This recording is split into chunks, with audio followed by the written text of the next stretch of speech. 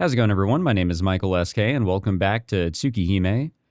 I don't remember what happened in the last episode, except gaining a lot of information on vampires. Maybe that's all that really happened. But I don't know what we have going on here. I don't really know what's being asked of us here, so I guess let's just jump right back into it. Oh, okay, that's right. We're talking about the lines, because she was very curious as to how it is that Shiki was able to kill her, because that shouldn't have regularly happened, you know, and we know it. He's got some ability, but we also need to talk about the other elephant in the room that I wish they would address, that he was potentially controlled, which, a part of our vampirism 101, whatever the fuck you want to call it, that is one of the abilities that we need to be on the lookout for. It's a peculiar thing, really. I've never taken my glasses off in front of someone before, but still I raise my hand to remove them. All of Arcuid's accusations must have put me on edge. Urged by my own frustration, I take my glasses off. She was calling us a monster, I remember that. Ooh. There they are. Lines start to squirm and stretch across the room. My world is filled with death.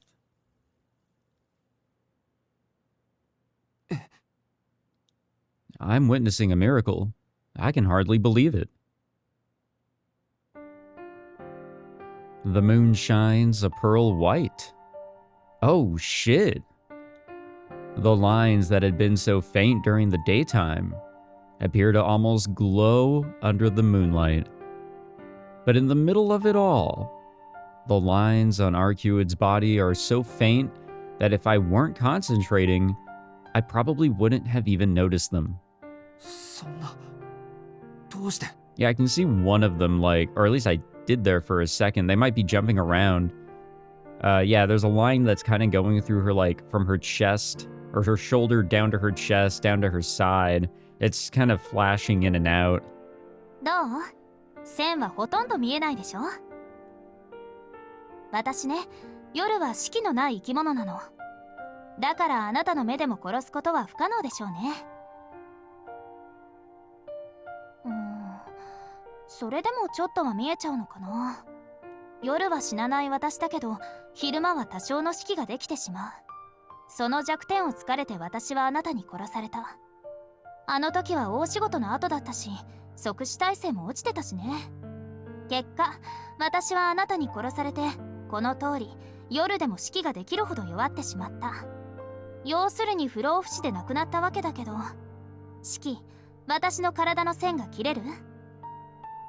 Well, I don't really think he really wants to try here.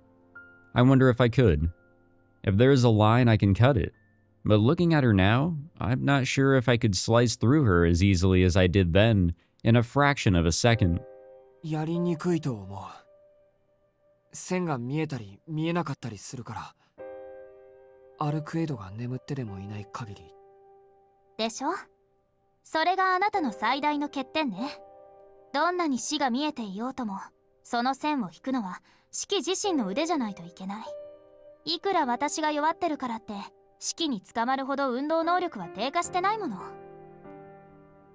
She's right. I couldn't even keep up with a speedy animal, let alone catch one. And if I can't catch my prey first, then there's no way I'm cutting through its lines either. Which means even if I see the lines, I can't kill something that moves. Just as her words alleviate my deepest fears, the vampire laughs. I love these deep, meaning scenes here. Right, it's funny. It's all a big, comforting joke. No matter how many hypotheticals she makes, or how many of my flaws are pointed out, nothing will change the way I see the world. I'm broken. I'm something that shouldn't get mixed in with the rest of the world. But despite that, when I'm faced with this incredible, impossible being, it feels like everything I had taken for granted gets thrown out the window.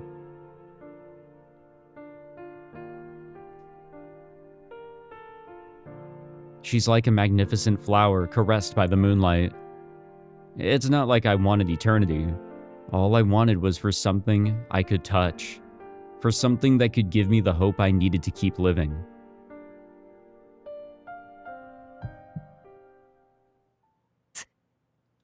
A sharp pain stabs at my brain. The lines make my head throb. I put my glasses back on and trade my miraculous view for the ordinary world. Arcuid eyes me suspiciously. なんだよ。まだ何かあるのか。そうじゃなくて、そのメガネをかけていれば線は見えないの？まあ、そうだけど。昔俺の目がこうなった時に出会った人がくれたんだ。今じゃレンズだけしか使ってないけど、これのおかげでなんとか普通に生活が送れてるんだよ。そっか、そうよね。どんなに強い心があったって、死とずっと向き合っていたら発狂するか、眼球を潰すしかないものね。Yeah, I guess it's a good thing that as a kid he was able to find some sort of solution. あのな、さっきから言いたい放題物騒なことばっかり言いやがって。少しは遠慮してくれ。あと近い。止まれ。いいからそこで止まれ。I retreat, sensing the impending danger, but my threat falls on deaf ears. Arcuid can sometimes resemble a giant cat, one whose curiosity isn't easily sated. ねえ、それ見せて。嫌だ。これは大事なものだから渡さない。別に壊したりしないってば。ねえねえ、本当に見るだけだからいいでしょ？ Why is she talking like that? I can hand them over, or we can not hand them over. You know what? I think we can just keep our eyes closed and let her look at them. You know, what's the worst thing that can happen? I don't see her, stealing them or breaking them. Arcuid doesn't look like she'll back down. Besides, if she gets any closer, there's a good chance we'll wind up wrestling for the glasses, and she'll absolutely win if it comes down to that. もう分かったよ。いいか。見たらすぐ返すんだぞ。I pass my glasses to Arcuid. Bro, close your eyes. You don't have to keep them open during this. She purses her lips as she inspects the glasses from all angles, and then pauses and looks up at me. シキ、これをあなたに渡した人、この町にいるの？ Nope. いないと思う。7年も前の話だし、一箇所にとどまるような人じゃなかったから。そう、よかった。余計な相手が増えなくて。ま、ブルーを相手じゃ引いた方が無難でしょうけどね。With blue, the color blue? A certain expression graces her face as she falls silent. アルクエド、お前先生じゃなくて、そのメガネを作った人を知ってるのか？知ってるわ。現存する4人の魔法使いの一人だもの。Ooh. そのメガネだってね、とんでもない一品なのよ。今の私の力じゃ、とてもじゃないけど壊せないぐらい。Arcuid's tone grows more serious. って、お前壊すつもりだったのか？え？私、そんなこと口にしちゃった？ Yeah, a little bit. やっぱり壊す気だったんだな。I huff at her to give them back and wrench the glasses out of her hand. ったく、このメガネがないと正気じゃいられないって言ったのはそっちだろ。それとも俺にそうなれって言いたかったのか、お前。別にそんなことじゃないけど、なんとなくシキが大切そうにしてるのが嫌だったから。I mean, it's his only way that he can live a normal life. I really have no idea how vampires think. And this girl was ready to destroy my one lifeline on a whim. いいから、二度と変な考えは起こすなよ。先生との思い出も大事だけど、それ以上にこれがないとやっていけないんだ。四六時中線が見えてたら、頭痛で頭がどうにかしそうだし。ふーん。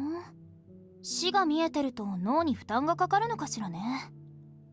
うん。シキの目は何かと原因がありそうだけど、とりあえず今はこれぐらいかな。機会があったらもう少し詳しく教えてあげるわ。結構だよ。あいにく長話は嫌いでね。 Oh, this has been a long conversation, buddy. そう？私は誰かと話すのって好きだけどな。 That I agree. 意図が半分も伝わらない不自由な言葉でもこんなに心が揺れるんだもの。 Arcuid beams an honest, unreserved smile. It really looks like the simple act of conversing is enough to make her happy. Have we eaten today? Like, today has been odd, to say the least. Really, the past few days. Ever since Shiki showed up in this town. Or to start living in the mansion, I guess.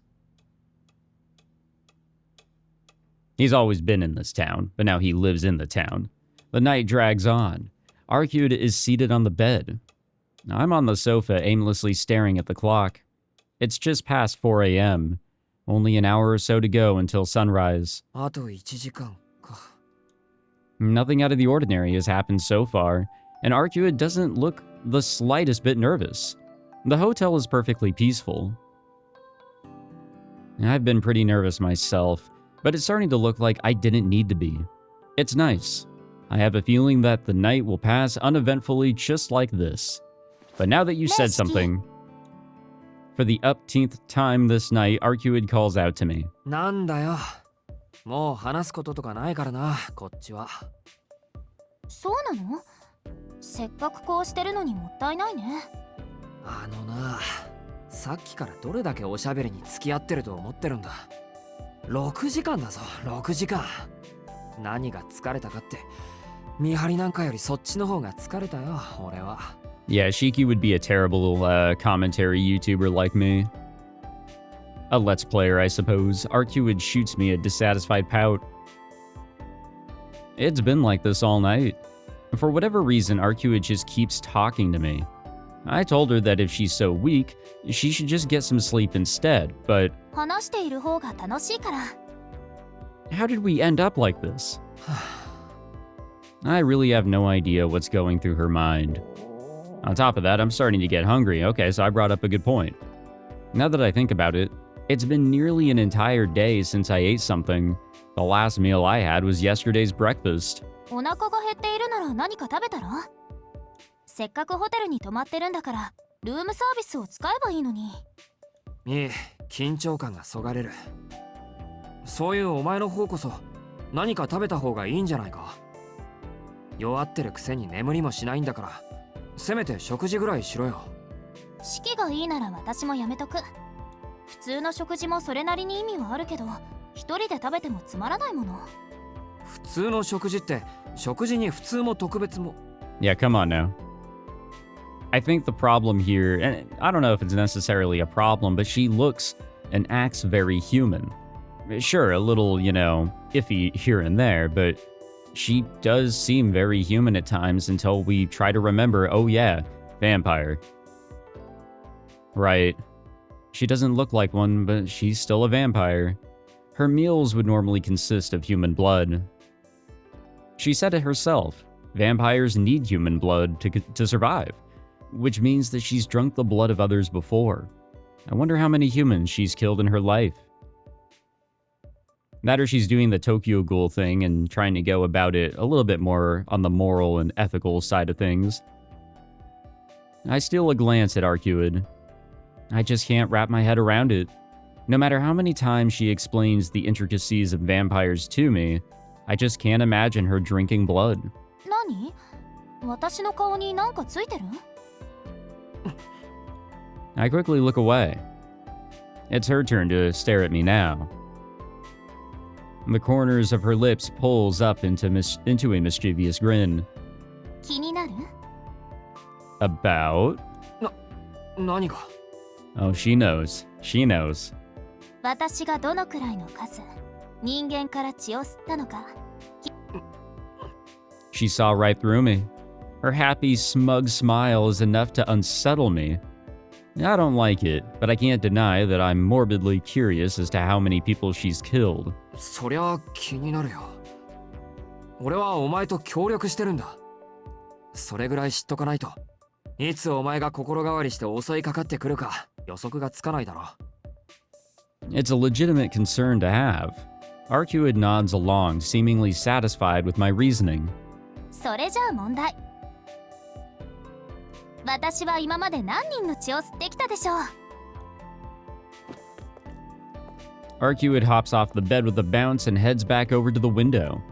何人のって、それは。 Arcuid smiles sweetly. She seems to be enjoying herself. She's clearly trying to get a rise out of me. Fine, I'll play this game.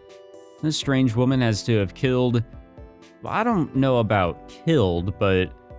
You know, I'm thinking it's actually what we don't expect.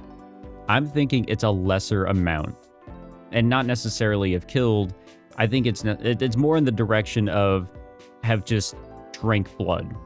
Not killed people for their blood, but have drank the blood of people. Let's go with a lower number. I'm not good at the prices right, by the way. 10人は少ない。はい、全然惜しくないはずれね。 And I've failed. Bob Barker is laughing at me from heaven or hell, wherever the hell he is. じゃあ100単位か。残念、日和切ったはずれです。なら1000単位なのか。はい、それも豪快に外れだわ。 What the fuck? Arcuid chuckles softly to herself. I'm not angry with her, but I am starting to feel very frustrated. じゃあそんなことはないと思うけど、まさか万。それも外れ。もう10だの100だの1000だのって式は私のことそういう風に見てたわけね。 It's zero, isn't it? それ違うのか。吸血鬼ってのは見境なしなんだろう。人間だって生きてるだけで腹が減るんだ。お前たちだって生きていくために血を吸うんなら際限はないんじゃないのか。そうね、それはそうなんだけど、私は自分から血を吸うなんてこの800年一度もない Well, か there な。 we go. 普通の人間を殺したことだって一度もないよ。 It's such a weird thing to hear a vampire say. But I still find myself asking the question. それ本当の話か。 Wait, so I was close.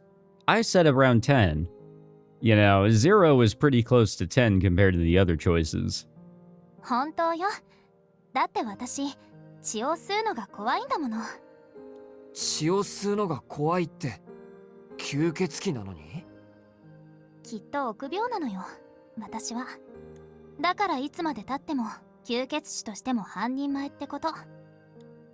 Arcuid utters the words as she idly glances out the window. She pauses to gaze at the night sky in a drawn-out moment of quiet. As I watch her, it feels like she's becoming less distinct, a hazy phantasm drifting away. そっか。半人前なんだ。 Just muttering those words provides an odd relief. Wait, why does it feel like a load has been taken off my shoulders? That's weird, right? Yeah, it's definitely weird. どうかしたの、式？別に何でもない。お前が臆病なチキンだから笑っただけ。チキン？私、なんで鳥？ Arcuid tilts her head in confusion. She really doesn't look like a vampire in the slightest. It's only natural for me to be relieved. How could I not be? It turned out that the person in front of me isn't anywhere near as evil as I had feared. If what she says is true, then there's no reason for me to worry about Arcuid spontaneously killing me. And it's not just my newfound sense of safety that's bringing me relief. There must be something wrong with me. The idea that Arcuid doesn't count herself a full-fledged vampire is what has me happiest of all. I can't believe I was so wrong about her this whole time. あれ？ Just as I'm able to relax around Arcuid, I'm struck by a sharp sense of pain and vertigo. Uh-oh. My vision is blanketed by a white haze. This isn't the same as my anemia. I'm still thinking too clearly for that. A strange cold chill accompanies my headache. どうしたのよ、式？そんなに額に汗を浮かべちゃって。汗。I wipe the back of my hand across my forehead as I reply, and I'm met with far more wet, sticky sweat than I had anticipated. This is weird. Judging by the sweat, you would think I was in a sauna. As if urged by the pool of anxiety welling up in my chest, my eyes dart to the digital clock. It's 4:32 a.m., too early for the sun to beat back against the chilly night air. The clock itself still lists the current temperature outside as a cool 11 degrees Celsius. That is pretty cool. It's way too cold for me to start breaking a sweat like this. So then why? Why does this room feel like I'm standing outside on a hot summer day? アルクエド、お前暑くないのか？ん？別に活動に異常をきたすほどの温度じゃないでしょ？まだたったの38度だし。弱っているとはいえ、今の私でも3000度ぐらいまでなら普通だよ。What the fuck, are you measuring in Fahrenheit? I'm an idiot for even asking. Did she say 3,000 degrees Celsius? So you could throw a vampire on a grill and they still wouldn't burn. No, this isn't the time to be thinking about that. The digital display still lists the temperature as 11 degrees, so either the clock is malfunctioning or my body is. I search the room for another thermometer. なんだあれ。 As I scan the room, my gaze becomes transfixed on the monitor displaying a live feed of the hotel lobby. What the fuck is that? てる。 Oh, that's what that is. I can hardly believe my eyes. It's something that you would only see in a movie. That's a dog. And a person. Flames spread through the lobby like water spilling from a sink. Mixed in the thick black smoke, I see a humanoid silhouette. It gives me the impression of a massive predator, a carnivore that eats those like it. アルクエド。 Arcuid remains silent. Is it hostility I read in her expression? No. It's something more like contempt. The two of us must be entertaining very different thoughts as we stare at the monitor. It takes less than a minute for the lobby to be entirely engulfed by the sea of flames. The fire alarm doesn't ring. The digital thermometer still hasn't changed. But my body is drenched in sweat, and simply breathing the hot, dry air is enough to parch my throat. There's no time to think. They're here. Those flaming corpses from before have come to the hotel. くそ。 I make a run for the window to inspect the situation outside. The town looks the same as ever. The hotel is bathed in flames, but nobody outside seems to have noticed a thing. There's no sign of aid rushing to the hotel, nor any humans frantically trying to escape the fire. どうなってるんだアルクエド。 Arcuid keeps her mouth firmly shut, unwilling to say a word. Time simply passes. The temperature feels like it's getting hotter by the second. My skin feels like it could burn any minute. I don't know what things are like outside our room, nor do I have any idea what things are like on the floors below. All I know is the awful, ominous feeling gripping my chest, telling me that it's already too late.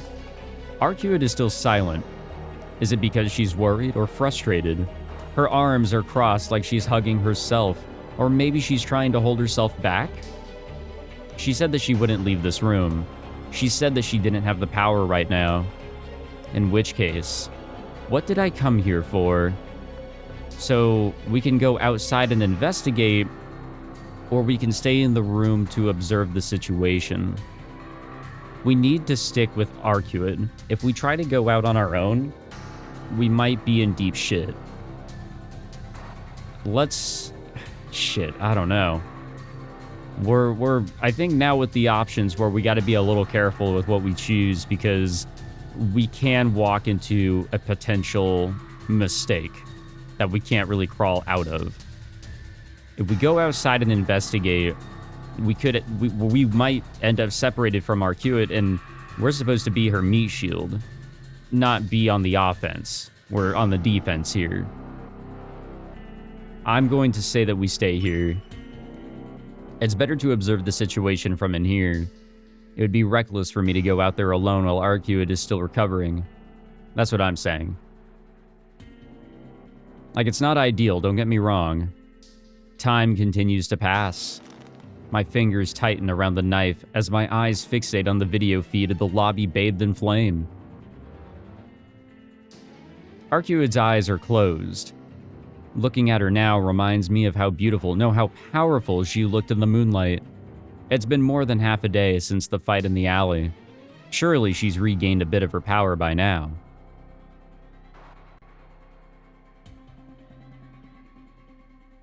And it's hot. It's like I'm standing inches away from a massive bonfire, cooking and smoldering as the air in front of me distorts from the heat. It's getting hard to breathe. I figured that it would be safe as long as I stayed inside of the room, but my head is feeling light. At this rate, I'm going to pass out.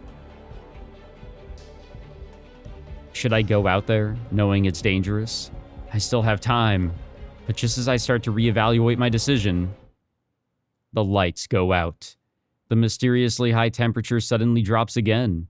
At the same time, I hear it. An unending flurry of knocks against the door. Shiki, 覚悟はいい。 Arcuid's words are the only thing to break through the darkness. I swallow as I listen to the pounding. 覚悟って何の And there's no time for me to finish my question, because here they come. If staying in this room was a mistake, then I guess asking something like that was a mistake too. Hearing the splintering of wood, I whip around to face the door. Oh wow. That's a dog. It was just a split-second decision, but I had distanced myself from the door in the hopes I'd be safer. Little did I know hold on now. Little did I know what would happen next. There we go. The two dogs that broke down the door burst into the room. Arcuid slashes at them with her claws, and the second she does... the room is flooded with fire, hot flames washing over every corner until it's filled to the brim.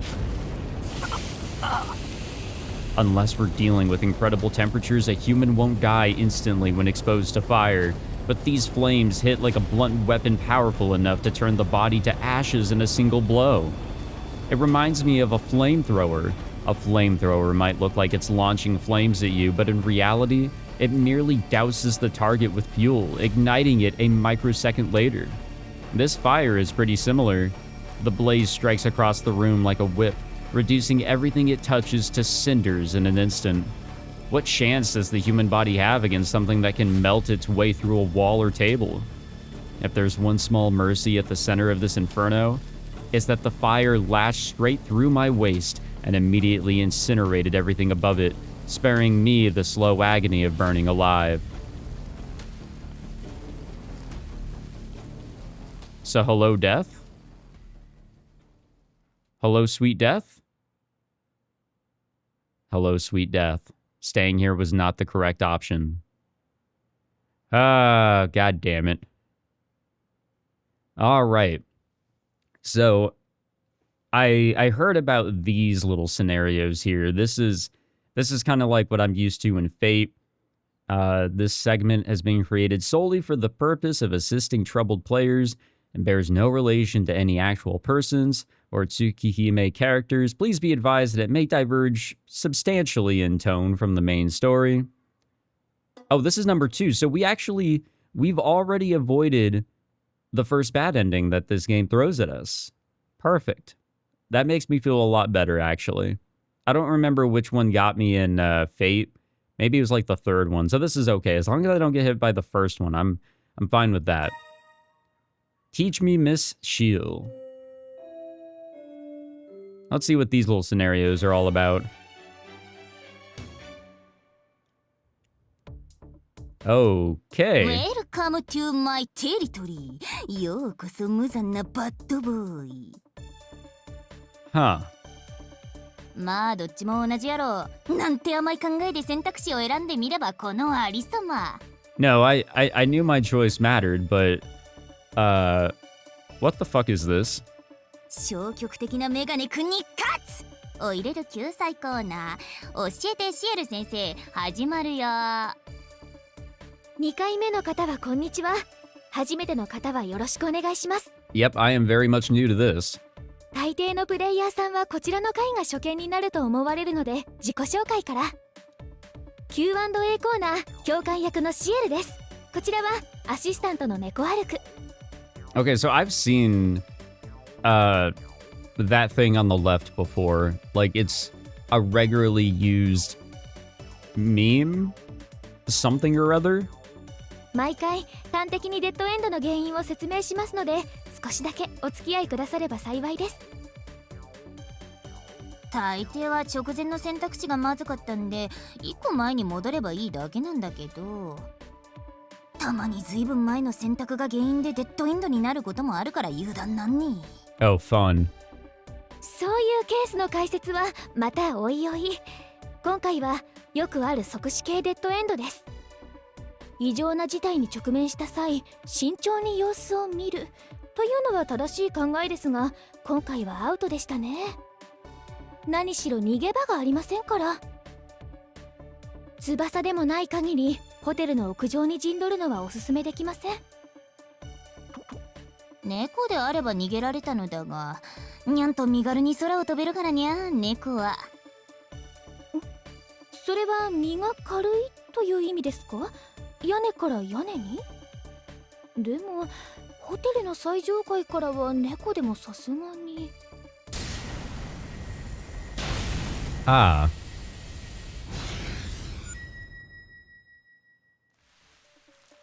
ロケットで突き抜けた。 Damn, the production value from these scenarios compared to Fate, night and day. I mean, they're still wacky, but 何の参考にもなりません、あの猫。 okay. Well, at least we got the confirmation here that we just need to go back to our previous choice, and that's pretty much it. Okay, that kind of sucks though. You actually can't just reload back to that previous point. You actually have to, like, what does doing continue do for us? ほら、いいから本気になってみて。 This brings us back to the beginning of the episode. Let me see here. I can go to the flowchart. Does the flowchart allow me to, like, make selections? If I remember how to use the flowchart. Actually, where am I? There I am. I'm actually struggling to move through this thing. Oh, wait, there we go. Nope, never mind. Yeah, it will not let me, like, further down from here. Which I guess is fine. Well, actually, no, it's not fine. I want to get further down. I guess we can only go back. We can't go forward. Oh, wait. Nope, I don't want to do that. Okay, well, no worries. We'll just, figure out... Oh, there we go. This is our skip button. I wish there was a faster skip button, but that's okay. All right, so we'll do the same things that we did before. That's fine, except for the last choice. The last choice, we got to do something a little different there. Okay, so I should probably save the game in situations where, like, I'm unsure. I think that's the best thing to do going forward, because I don't want to have to go through this every time. So I'll have to kind of rethink my saving methods. All right, we'll go outside and investigate. よし。 I take a short, deep breath to clear my head. I search for something I could use as a weapon, but a quick survey of the room doesn't give me anything. I swallow my hesitation, take my knife from my bag, and head for the door. シキ、様子を見てくる。俺が戻ってくるまで部屋から出るな。Arcuid looks like she wants to say something, but I tear my gaze away and head into the hallway. Yeah, we gotta do something. Obviously, staying in there is not a good idea. It's dark. I guess the lights must have malfunctioned. The only light I see is a faraway glow from the elevator hall.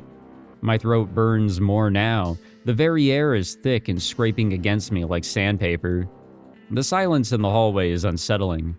You could hear a pin drop. There isn't a single sign of life. No something or other running in terror. No burnt whatever that is. The utter silence is making me question what I saw on the monitor just now. Maybe people? Humans is what we're thinking there? 異常はないよな。 I walk through the hallway. Sweat forms into beads and runs down my forehead. It's so quiet, I'm starting to feel that I'm the intruder here. Intruder, intruder, intruder. Normally you would exterminate any pests that intrude a place like this. And it's all I can do to calm myself down. I readjust my grip on the knife so the sweat doesn't make it slip from my palm. I feel nauseous. There's a pressure near my temples. Somewhere between my eyes and my brain, my nerves experience a strange pull. It's as if my eyes are trying to crawl into my brain cavity, or maybe my brain is trying to swallow my eyes. I bite back against the dull, aching pain as I traverse through the heat wave blasting me from all sides. My eyes grow heavy. My eyelids feel like they're gaining mass. My body sways. I might just pass out. I know the feeling well. It's how I feel just before I collapse from anemia. It hurts. The pain is so unbearable. I have to take off my glasses. I look in the direction of the elevators. This corridor is so long. It's gotta be more than 20 meters to the elevators from here. It's too far, I tell myself. Go back to the room. What is this? A few more steps and there will be no more going back. We've got good intuition here. A clear sound. The gentle chime of the elevator shatters the silence, as if to herald the destruction of this pure, empty space devoid of life. A foreboding chill stops me in my tracks. My eyes are pulled towards the unwanted intrusion. Damn, there are a lot of lines on that elevator door. The small elevator light stops. It has arrived at its destination. I can see the lines stretching across the elevator door in the distance. Though, shrouded by so many, a dense web of them, I can barely see the door. Yeah, there's a lot to cut that shit up. The door is open. I peer inside the cramped metal box. Hello, dogs? Or whatever the fuck this is. The inside is overflowing with flesh. The flesh of things that were alive until a moment ago. Oh, yep, dogs. Wow. My breathing ceases. Just like my brain refuses to process the things I'm seeing, so do my lungs abandon their duty. I stare at the scene within the elevator. The thick chunks of red meat are packed tight as they can be within the metal box. In the middle of it all are two dogs tearing at their morbid feast. My vision turns red. There is a lot of red here. With a nauseating squelching noise, a glutinous mass of meat oozes out of the elevator. Gelatinous, by the way. A sea of blood, carcass, bone, brain, fingers, and viscera. The pool of carnage only houses two living residents, the dogs. The rational part of my brain refuses to accept this scene as reality. At the end of the hallway, the dogs are still digging into the mutilated cadavers? Whichever. Terrible news sounds travel up through the elevator shaft. Discordant screams spill into the hallway. If I strain my ears, I can just make out the sounds of flesh being gnawed on, intermingled with the shrieks of despair, so anguished they hardly sound human. It feels like my hearing has found a shortcut to my imagination. Even though I can't see it with my eyes, the carnage is all too clear in my mind's eye. People being burned alive. People being eaten alive. A man notices the unusual temperature and leaves his room to flee. The second he opens the door, he is enveloped by a hellish fire that roasts him to the bone. A young girl sobs in despair, locked in her room. When the flames from the lobby reach her door, she is in the bathtub. The water steams and bubbles, boiling her alive and turning her ruptured flesh to ash from the inside out. Many clamor to get into an elevator that arrives. Inside, they find it already packed with the bodies of those who tried to escape before. By the time the newcomers realize those present are no longer human, they are already being consumed. And maybe this is why. This is probably why here that there is no outside help. Nobody has noticed what is going on in this building. It's all contained. It is all just impending death to everyone in this building no matter what. It is so unnatural and so unusual, it's not a regular fire here.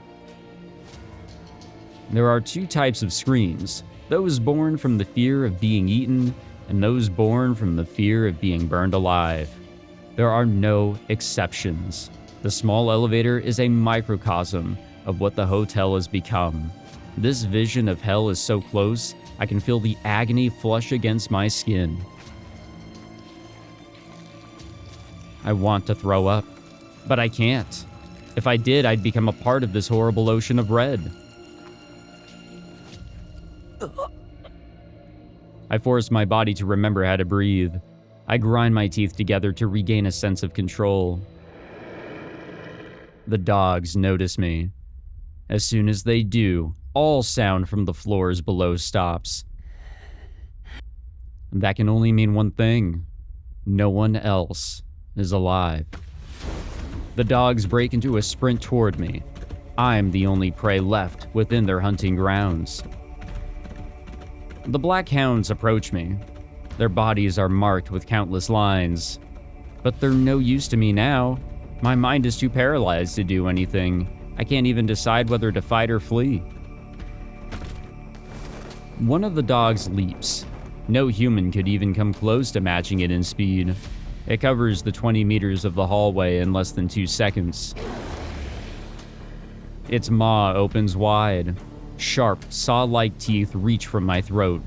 The dog's movements are fast and deadly efficient. The second my mind manages to process that it is leaping at me, the beast closes its fangs around my neck with a terrible gnashing sound. This is where Shiki Tohno dies. No, that isn't right. This won't kill me. I won't die here. I was gonna say, damn, both options get us to a bad ending. Seeing death isn't new to me. It was a hot summer day. It feels so long ago, yet it was merely 7 years. Back then, I witnessed something far more horrifying. Stab. I thrust my knife into the forehead of the dog that tried to gnaw at my throat. As if on autopilot, my arm swung up the second the monster's canines touched my skin, before it could pierce my carotid artery. Damn. I surprised even myself. Like a machine whose only function is cutting and slicing, I thread the knife through the dog's forehead with mechanical precision. It comes easy, as I am merely cutting through one of the dog's lines. Normally, destroying an animal's brain wouldn't cause its body to cease functioning immediately. The muscles will move and spasm in response to the brain's final signals, carrying out their last commands to the best of their ability.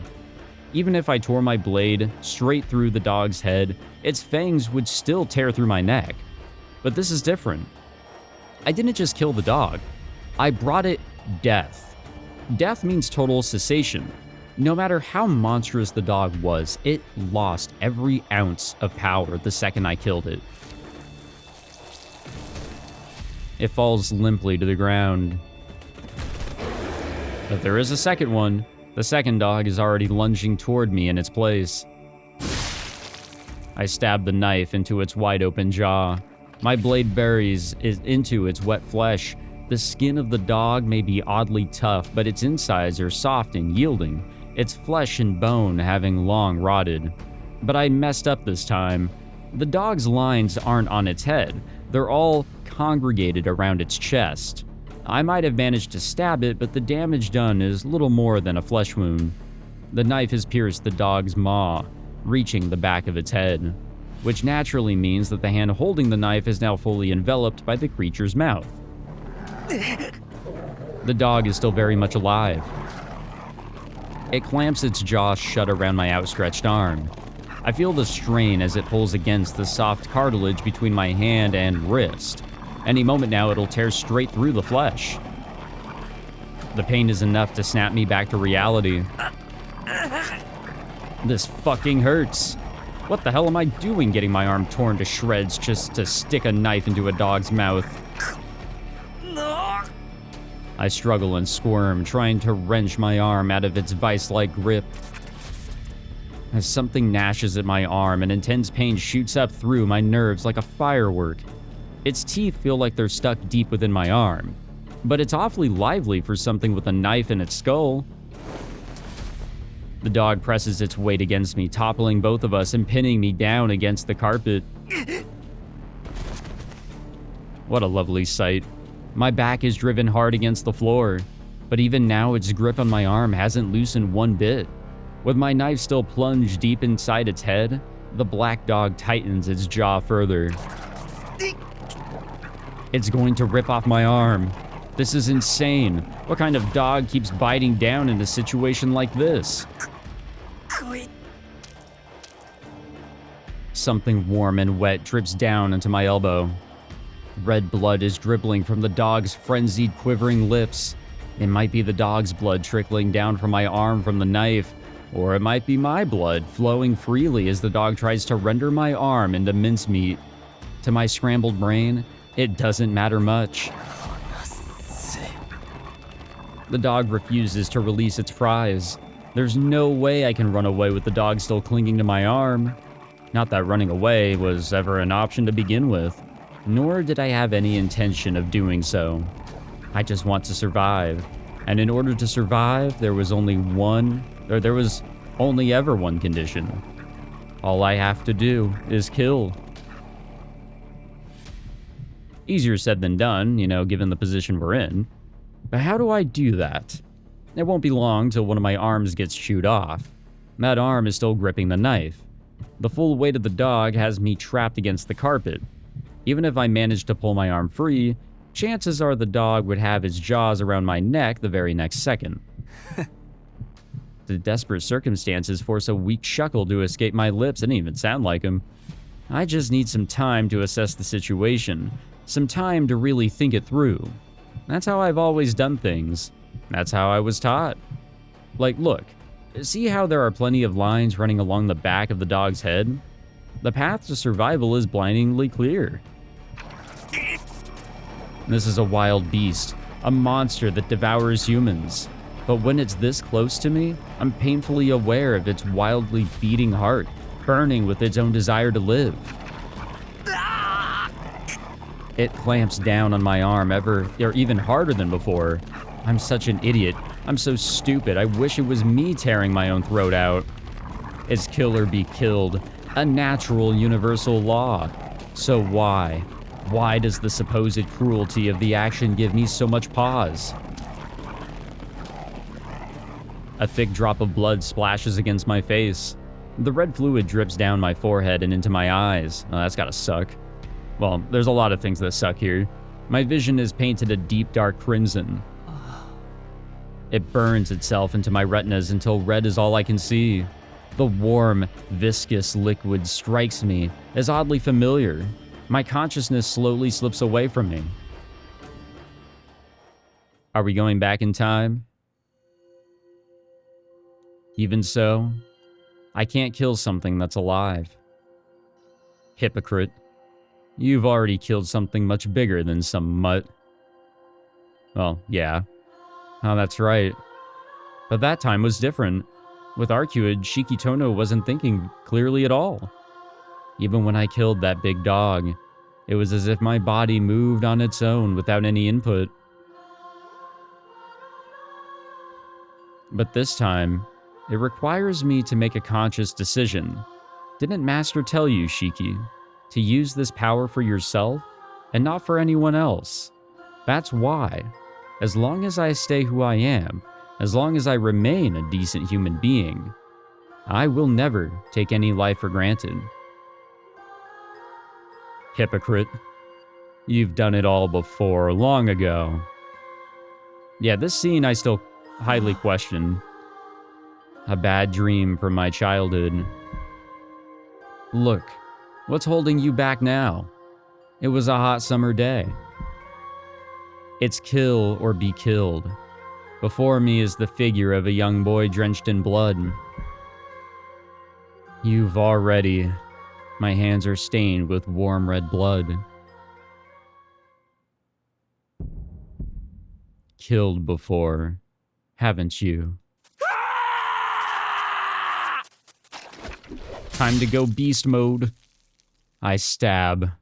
Rather than extract my arm, I instead bury it deeper as I slice through the beast's skull. A pain shriek echoes in my eardrums. Unable to cry out properly with my arm jammed down its throat, the dog's wail resembles a woman's shrill scream. It must be in tremendous pain. Not that it matters. I drive the knife deeper inside, together with my mangled arm. The blade pokes out from the black of the dog's skull. I split its skull and effortlessly slice through its hide, scattering gobs of blood and brain across the carpet. Before I know it, I've thrust both my knife and my arm cleanly through the back of the dog's skull. And yet, it still lives. There's only one thing left for me to do. I take the knife from my bloodied right hand and move it to my left. The impaled dog's body trembles and squirms, seemingly pleading for mercy. It even stops digging its fangs into my flesh as if to show remorse. Like I fucking care. I run my blade along the beast's lines and quickly dismantle its body. Like, I love dogs, but that was a monster. It may look like a dog, but that was a monster right there. That was no ordinary dog, so remorse my ass.